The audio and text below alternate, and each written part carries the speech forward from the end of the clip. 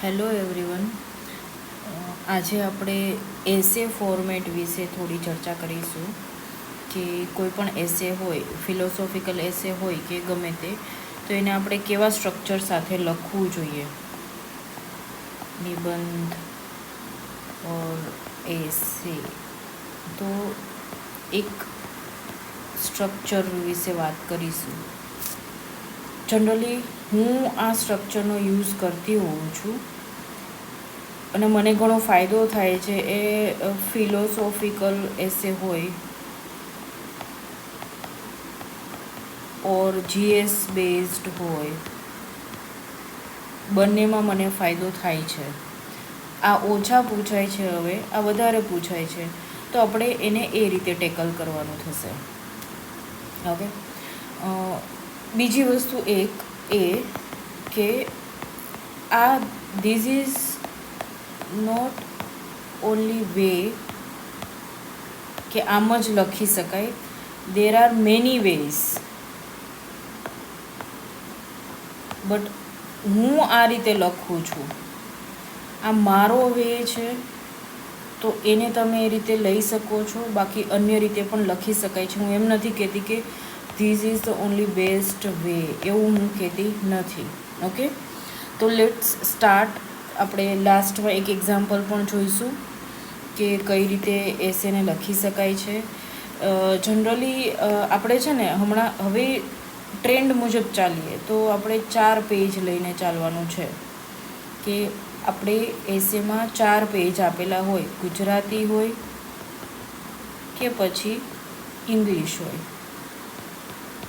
Okay, તો સૌથી પહેલાં એક વસ્તુ એ યાદ રાખવાની, ફર્સ્ટ થિંગ ફર્સ્ટ, એક પેજમાં માત્ર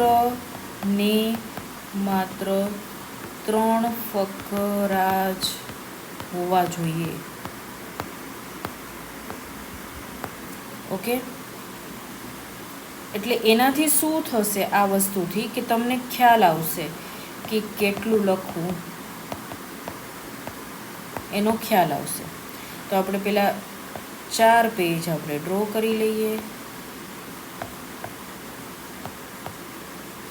એક પેરેગ્રાફ, 2, 3, 1, 2, 3, 1, 2, 3, 1, 2, 3. ઓકે, હવે ફર્સ્ટ પેરેગ્રાફ આપણે ઓલવેઝ ઇન્ટ્રોડક્શન હોય છે. આ પહેલા પેરેગ્રાફની વાત થાય છે. ઇન્ટ્રોડક્શનના વેઝ કેટલા છે એ સમજાવી દઉં તમને. એક છે સ્ટોરી, તમે કાલ્પનિક કહી શકો ઓર કોઈ પૌરાણિક, ગમે તે કહી શકો, સ્ટોરી. બીજું છે એનેક્ડોટ્સ, જે હાલમાં કોઈ પણ સારા નામચીન વ્યક્તિનો અનુભવ હોય. ત્રીજું છે કોટ બેઝ, અને ચોથું છે કોઈ કરંટ ઇવેન્ટ સાથે પણ તમે જોડી શકો છો. ઓકે, આ દેર આર 4 વેઝ કે આપણે ઇન્ટ્રોડક્શન સ્ટાર્ટ કરી શકીએ. જનરલી હવે આપણે 2 ટાઈપના એસેની વાત કરીએ. એક તો છે ફિલોસોફિકલ,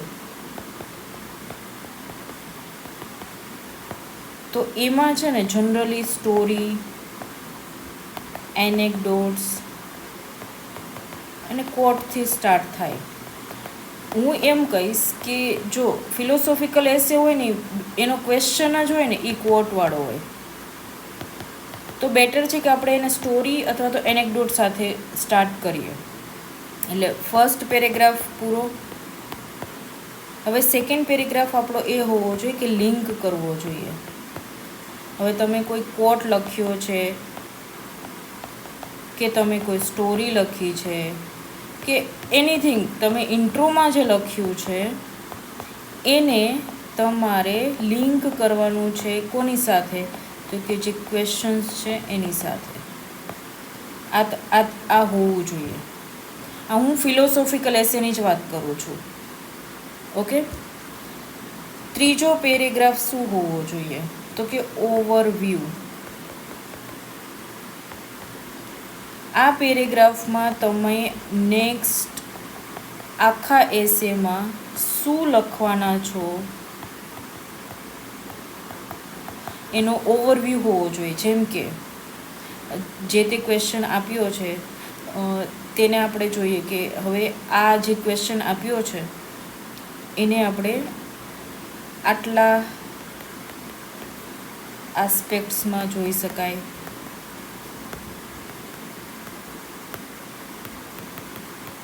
કે આટલા એક્ઝામ્પલ્સ છે. એનીથિંગ તમે જે એપ્રોચ લેવા માંગો છો એની વાત થાય છે કે એ રીતે આપણે જોઈ શકીએ. આ તમને બધું ક્યારે સમજાશે કે જ્યારે હું તમને એક પ્રોપર એક એસેનું સ્ટ્રક્ચર એક્ઝામ્પલ સાથે સમજાવીશ ત્યારે. આપણા 3 પેરેગ્રાફ થઈ ગયા. પહેલું પેજ કમ્પ્લીટ થઈ ગયું, ઇન્ટ્રોડક્શન, લિંક અને ઓવરવ્યૂ. હવે આપણી પાસે બીજું પેજ અને ત્રીજું પેજ છે. તો એમાં 1 2 3 4 5 6 પેજ છે. ઓકે, સોરી 6 પેરેગ્રાફ છે હવે આપણી પાસે. એટલે કે ચોથો, 5મો, 6થો, 7મો, 8મો, 9મો આ 6 પેરેગ્રાફ છે એ આવશે આપણે મેઇન જે અપ્રોચ લેવાના છીએ એસેનો એ આવશે. હવે આમાં દેર આર મેની વેઝ કે આપણે અલગ અલગ અપ્રોચથી લઈ શકીએ. તો ફર્સ્ટ આપણે જનરલી જોતા હોય કે બધા પેસ્ટલ અપ્રોચનો યુઝ કરતા હોય. પેસ્ટલ એટલે પોલિટિકલ, ઈ એટલે ઇકોનોમિકલ, પછી એસ એટલે સોશિયલ, ટી એટલે ટેકનોલોજીકલ, ઈ એટલે એન્વાયરમેન્ટ ને એલ એટલે લીગલ ઓર કોન્સ્ટિટ્યુશન બેઝડ એક્સેટ્રા. તો ધીઝ આર ધ વેઝ કે આપણે કોઈ એસેના ડાયમેન્શન્સ ખોલી શકીએ. તો આ જો તમે પહેલેથી તૈયાર રાખ્યું હોય ને તો તમારે એસેમાં વિચારવા ના બેસવું પડે. સેકન્ડ અપ્રોચ આપણે લઈ શકીએ એક્ઝામ્પલ્સ. આ જનરલી છે ને ફિલોસોફિકલ એસેમાં વધુ યુઝ થાય કે તમે ડિફરન્ટ ટાઈપ્સના એક્ઝામ્પલ્સ લ્યો. પણ તમારે એ ધ્યાન રાખવાનું કે એક પેરેગ્રાફમાં એક એક્ઝામ્પલ જ હોવું જોઈએ.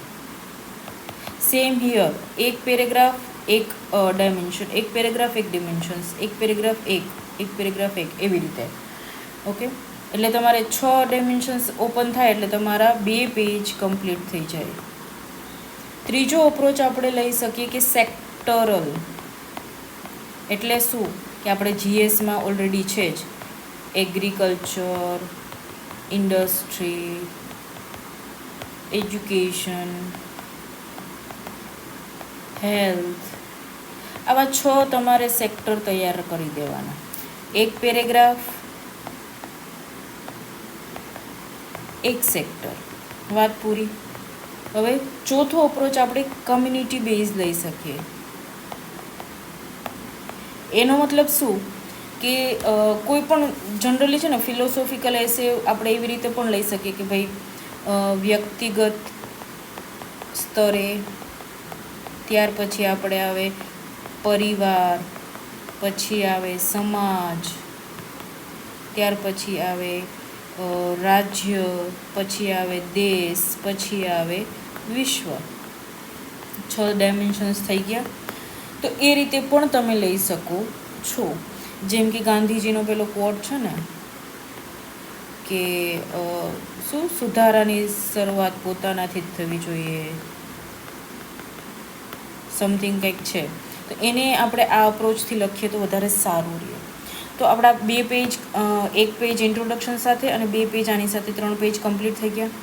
હવે ચોથું પેજ આપણે જોવા જઈએ તો 4th પેજમાં શું હોય જનરલી કે 3 પેરેગ્રાફ લઈએ તો લાસ્ટ તો કન્ક્લુઝન જ આવવાનું છે, સેકન્ડ લાસ્ટ. હવે જો જીએસ બેઝડ ક્વેશ્ચન હોય ને તો તમે શું કરી શકો આ પહેલા પેરેગ્રાફમાં, એટલે કે 9મો પેરેગ્રાફ, 9મો ફકરો. તો તમે અહીંયા લખી શકો કે ભાઈ શું ઇશ્યુઝ છે જે તે ટોપિકમાં, બરાબર. પછી 10મો જે ફકરો છે એમાં તમે એના સોલ્યુશન, વે ફોરવર્ડ ઓર ગવર્મેન્ટ સ્કીમ હોય એ લખી શકો. અને જે 11મો પેરેગ્રાફ લાસ્ટ છે એમાં કન્ક્લુઝન લખવાનું થાય. કન્ક્લુઝન ઓલવેઝ તમે સ્ટાર્ટ કર્યો એ ત્યાંથી એન્ડ સુધી તમે શું લખ્યું છે ને એને તમારે સમરાઇઝ કરવાનું છે, નથિંગ એલ્સ. ઓકે. પણ હવે ફિલોસોફિકલ એસે હોય તો તમે કેવી રીતે આને કરો? તો જનરલી હું 9મો ફકરો છે ને એ ફિલોસોફિકલ એસેમાં એક સારું એવું વિશ્વ લેવલનું એક્ઝામ્પલ આપી દઉં, અથવા તો હું એમાં એન્ટીથીસિસ એટલે શું કે વિરોધાભાસ, જે તમને કોટ આપ્યો છે એનો વિરોધાભાસ લખવાનો છે કે આ સાચું જ નથી, આમ પણ થઈ શકે, એવી રીતે એનો વિરોધાભાસ લખવાનો છે. અને 10મા ફકરામાં હું વે ફોરવર્ડ લખી શકું,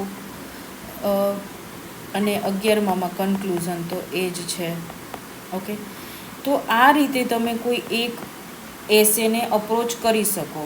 હવે તમને કોઈ પૂછે, આપણે એક એસે લઈએ કે હમણાં જ આપણે મૂકેલો હતો ને STIમાં, એ એસે જ આપણે જોઈ લઈએ.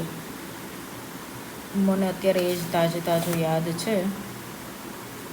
એને ફિલોસોફિકલ એસે છે એટલે તમને વધારે આઈડિયા બી આવશે કે સ્ટ્રક્ચર કેમ બનાવાય, એ હું તમને સમજાવું.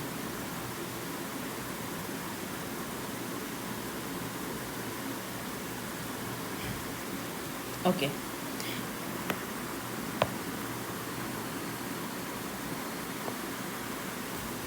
જો એસે છે our necessities are few but our wants are endless. હવે જનરલી હું સ્ટ્રક્ચર કેવી રીતે બનાવતી હોઉં છું ને એ હું તમને બતાવું. કે સૌથી પહેલાં હું વિચાર કરું કે મારે 4 પેજમાં લખવાનું છે. ઓકે. હવે મારે એ વિચારવાનું છે કે હું ઇન્ટ્રો કઈ રીતે આપીશ. તો મેં છે ને ફિશરમેનવાળી એક સ્ટોરી લખી છે, તો અમારે એને લિંક તો કરવું જ પડશે આ કોટ સાથે. તો મને ખબર હતી કે આ કોટ છે ને કોના દ્વારા આપવામાં આવ્યો છે. તો મેં આ સ્ટોરી અને આ કોટને એ જે વ્યક્તિ છે કે બર્નાર્ડ શો હતા એના દ્વારા આપવામાં આવ્યું હતું, તો એને લખેલા કોટ સાથે મેં લિંક કર્યો. પછી લિંક થઈ ગઈ. પછી મેં વિચાર્યું કે ઓકે ઓવરવ્યૂ. હવે ઓવરવ્યૂમાં મેં શું વિચાર્યું કે પહેલાં તો મારે અપ્રોચ કેવો રાખવો છે. તો કે આમાં શું છે, નેસેસિટીઝ છે અને વોન્ટ્સ છે. તો સૌથી પહેલાં તો મેં એ વિચાર્યું કે હું અપ્રોચ આમાં કયો લઈ શકું. તો સૌથી ઇઝીએસ્ટ અપ્રોચ છે ને એ પેસ્ટલ અપ્રોચ છે. તો આપણે એમાં લઈ શકીએ કે ભાઈ પેસ્ટલ અપ્રોચ લેવો છે મારે. મેં એ રીતે લખ્યું કે ભાઈ આ જે વસ્તુ છે એને હું પેસ્ટલ અપ્રોચથી લઈશ, એટલે મારે ઓવરવ્યૂમાં હવે આ અપ્રોચ બતાવવાનો છે. પછી બીજું પેજ આવશે, એમાં પેલું પોલિટિકલ, બીજો પેરેગ્રાફ ઇકોનોમિકલ ને ત્રીજો સોશિયલ. પછી ત્રીજા પેજમાં હું લખીશ ટેકનોલોજીકલ, એન્વાયરમેન્ટ, લીગલ ઓર મારે ફિલોસોફિકલ લખવો હતો તો એ લખ્યું. પછી ચોથા પેજમાં પહેલો પેરેગ્રાફ હું લખીશ કે ભાઈ કોઈ એક એક્ઝામ્પલ આપીશ, જેમ મેં આગળ સ્ટ્રક્ચરમાં કીધું એમ કે હું જનરલી એક એક્ઝામ્પલ આપું છું એવું. બીજામાં હું લખીશ કે ભાઈ એન્ટીથીસિસ છે, કે એવું જરૂરી નથી કે વોન્ટ્સ ઓલવેઝ ખરાબ જ હોય, ડિઝાયર્સ ખરાબ હોય એવું જરૂરી નથી, વિથ એક્ઝામ્પલ્સ. ઓકે. તમે કંઈ બી લખો છો તો તમારે એક્ઝામ્પલ આપવા. અને થર્ડમાં કન્ક્લુઝન. હું આ વસ્તુ બનાવતા ભલે મારે 5 થી 10 મિનિટ થાય, બટ હું આને ટાઈમ આપું છું. અને આ જે છે ને એ જ મારો ફ્લો જાળવી રાખે છે એસેનો. એસે લખતા પહેલાં 5 થી 10 મિનિટ તમારે ઓલવેઝ એનું સ્ટ્રક્ચર બનાવવું જ જોઈએ, જે તમારો ફ્લો જાળવી રાખશે. ડાયરેક્ટલી તમે લખવાનું સ્ટાર્ટ કરી દેશો તો ફ્લો નહીં જ જળવાય. ઓકે, તો આપણે હવે એક એક્ઝામ્પલ જ લઈએ.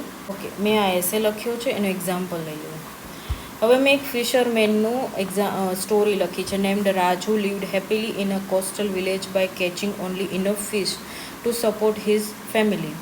One day a rich merchant advised him to work harder and earn more money to become wealthy. Raju asked what he would after becoming rich he would do.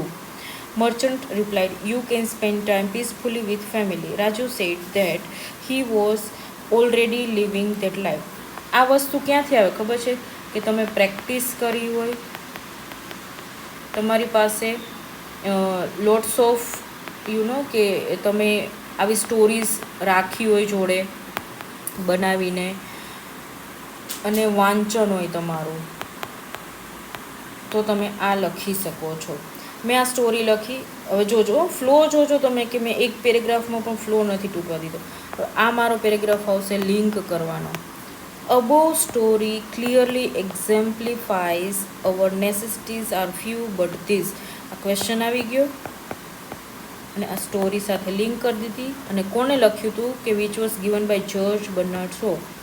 એમ કહે છે કે true happiness lies in contentment, સંતોષમાં છે. Okay, હવે મારે આવે છે કે ઓવરવ્યૂ આપવાનો છે એસેનો, કે હું એસે કેવી રીતે લખવાની છું એનો ઓવરવ્યૂ આપવાનો છે. તો મને એસેનું ખબર પડી ગઈ કે આ એસે શું કહેવા માંગે છે, કે નેસેસિટીઝ વર્સિસ વોન્ટ્સ. એ મેં એક્ઝામિનરને કહી દીધું છે કે મને એસેનો જે કોર જે વસ્તુ છે ને એ મને સમજાઈ ગઈ છે. હવે desire can be applied in every aspect in human life, whether it is a political, social, environmental, economical. Let us dive into every aspect relating to desire and necessities. સમજાઈ ગયું? હવે એક્ઝામિનરને ખબર પડી ગઈ કે ઓકે, હવે આના જે ડિમેન્શન્સ છે ને એ પોલિટિકલ, સોશિયલ ને એ જ હશે. હવે બધામાં જોજો કે મેં છે ને 3 પેરેગ્રાફ જ લખ્યા છે એકમાં, અને એક પેરેગ્રાફમાં મારો એક અપ્રોચ આવી જશે. હવે પોલિટિકલ અપ્રોચ મેં કઈ રીતે લખ્યો, કે ગવર્મેન્ટનું જનરલી શું કામ હોય, કે ભાઈ સિટીઝન્સની બેઝિક નેસેસિટીઝ હોય, કે food, education, health care, housing, એ બધું હોય. બટ હવે શું છે કે પબ્લિકની ડિમાન્ડ, એટલે કે આ છે ડિઝાયર વધતી જાય છે, કે ભાઈ અમને સબસિડીઝ આપો, લક્ઝરી ઇન્ફ્રાસ્ટ્રક્ચર આપો. તો એનાથી શું થાય છે કે ગવર્મેન્ટ ઉપર પ્રેશર આવે. હવે ફોર ઇન્સ્ટન્સ, એટલે એક્ઝામ્પલ તો લખવું જ પડે. અર્બન ડેવલપમેન્ટની ડિમાન્ડ છે એ રૂરલને નેસેસિટીઝ છે એને ઓવરશેડો કરે છે. આ એક્ઝામ્પલ લખ્યું. તરત સેકન્ડ પેરેગ્રાફમાં મારો ડિમેન્શન ચેન્જ થઈ જાય છે. According to the economic theory human wants are unlimited but resources are limited. હવે મેં અહીં રિસોર્સિસની વાત કરી છે. તો કે person needs a house to live in but excessive consumerism often leads to debt, inequality and financial strain. Okay, તો મેં બધામાં લખ્યું છે કે આ મારો અપ્રોચ છે, એમાં એક્ઝામ્પલ આપ્યું છે, કે આમાં હાઉસિંગનું એક્ઝામ્પલ આપ્યું છે, આમાં મેં અર્બન ડેવલપમેન્ટનું એક્ઝામ્પલ આપ્યું છે, અને એનાથી ઇશ્યુ શું થાય એ પણ કીધું છે. હવે થર્ડ મારો પેરેગ્રાફ છે અપ્રોચનો, એ સોશિયલી છે. મોડર્ન સોસાયટીમાં આપણે કમ્પેરિઝનમાં જીવીએ છીએ, કોમ્પિટિશનમાં જીવીએ છીએ, જે પ્રેશર મેન્ટેન કરે, લક્ઝરિયસ લાઈફસ્ટાઈલ વધારે એમ કે તમે જીવો, તો એનાથી શું થાય છે કે વધારે ને વધારે આપણી ડિઝાયર વધતી જાય છે. Okay, for example, smartphones were luxury. પહેલાં શું હતું કે ભાઈ સ્માર્ટફોન છે ને એક લક્ઝરી થઈ ગઈ હતી, કે ભાઈ એ હતી કે કોઈ પાસે સ્માર્ટફોન છે તો ઓકે ઠીક છે, એ લક્ઝરીસ લાઈફ જીવે છે. બટ હવે એ વસ્તુને આપણે એટલી નોર્મલ કરી દીધી છે ને કે અત્યારે અસેન્શિયલ કોમોડિટી થઈ ગઈ છે. તો વધારે ને વધારે આપણે એ વસ્તુને અસેન્શિયલ મુજબ ઢાળતા જઈએ છીએ.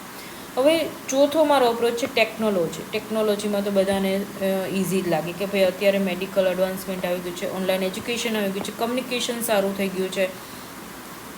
પણ આ વસ્તુ ડેઈલી એવરી યર તમારા જે ગેજેટ્સ છે એને અપગ્રેડ કરવાનું કહે છે, ડિવાઇસને અપગ્રેડ કરવાનું કહે છે.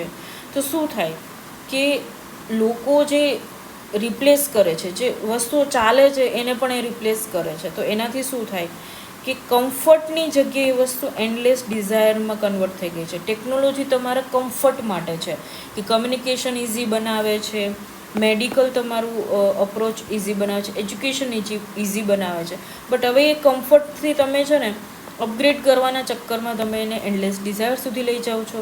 પછીનો અપ્રોચ છે મારો એન્વાયરમેન્ટ સુધીનો. ઓવર કન્ઝપ્શન કરીએ છીએ આપણે, એનાથી શું થાય કે નેચરલ રિસોર્સિસ ડિપ્લેશન થાય છે, પોલ્યુશન છે, ક્લાઇમેટ ચેન્જ છે. હવે એના રિલેટેડ મારી પાસે એમ કે ગાંધીનો એક કોટ હતો તો મેં લખી નાખ્યો. પછી મારો નેક્સ્ટ મેં લીગલની બદલે ફિલોસોફિકલ લીધો છે, કારણ કે એસે ફિલોસોફિકલ છે તો બેટર વી ડૂ ધીસ. આમાં લીગલ મને આસ્પેક્ટ કોઈ ખ્યાલ નહોતો આવતો તો મેં ફિલોસોફિકલ લઈ લીધો છે. હવે આમાં શું કીધું છે કે આપણે ઇન્ડિયન ફિલોસોફી પણ એમ્ફેસાઇઝ કરે છે ઓન સંતોષ ઓર અપરિગ્રહ, એટલે કે વધારે આપણે એનો ઉપયોગ ન કરવો જોઈએ. પછી ગૌતમ બુદ્ધનું એક્ઝામ્પલ આપ્યું છે કે desire is the root cause of suffering. પછી મારો નેક્સ્ટ તમને ખબર છે કે થર્ડ લાસ્ટ પેરેગ્રાફ એક્ઝામ્પલનો હોય છે. તો મેં એમ કે ગાંધીનું એક્ઝામ્પલ આપ્યું, એની સિમ્પ્લિસિટીનું એક્ઝામ્પલ આપ્યું. એ પણ લક્ઝરી અફોર્ડ કરી શકતા હતા but he choose simplicity. Next આવે છે એન્ટીથીસિસ. એન્ટીથીસિસ કેવું હોય એ સમજાવજો. On the other side, increasing wants are also essential for progress and development.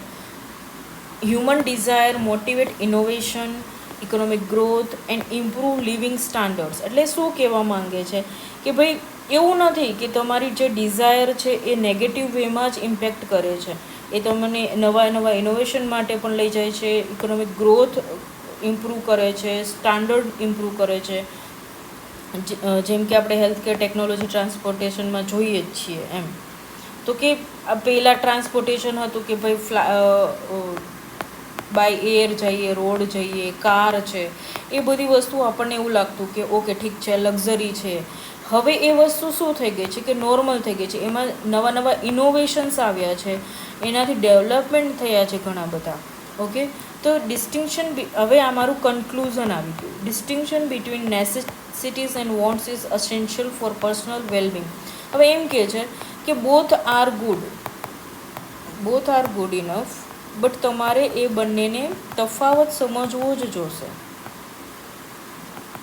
કે ભાઈ શું છે તમારા પર્સનલ વ્યક્તિગત વસ્તુ માટે. ઓકે, અને મને એક કોટ યાદ હતો કે સોક્રેટિસે શું કીધું છે કે containment is a natural wealth, luxury is artificial poverty. તો મેં એને કન્ક્લુડ કરી દીધો એ વસ્તુને. તો તમને સમજાઈ ગયું કે આપણે કઈ રીતે કોઈ પણ એસેને આપણે ફોર્મેટ કરી શકીએ છીએ. ઓકે, કઈ રીતે એસેને ફોર્મેટ, સેમ વસ્તુ તમે ગુજરાતીમાં પણ લાગુ કરી શકો છો. મારી પાસે જો ગુજરાતીનો કોઈ એવો એસે હશે તો હું ડેફિનેટલી શેર કરીશ. ઇંગ્લિશનો તાજેતરનો એસે હતો તો મેં શેર કર્યો છે. અને તમે કંઈ પણ લખો તો તમે આ રીતે ટ્રાય કરજો કે તમે સ્ટ્રક્ચર બનાવો અને એ બધું. Okay, thank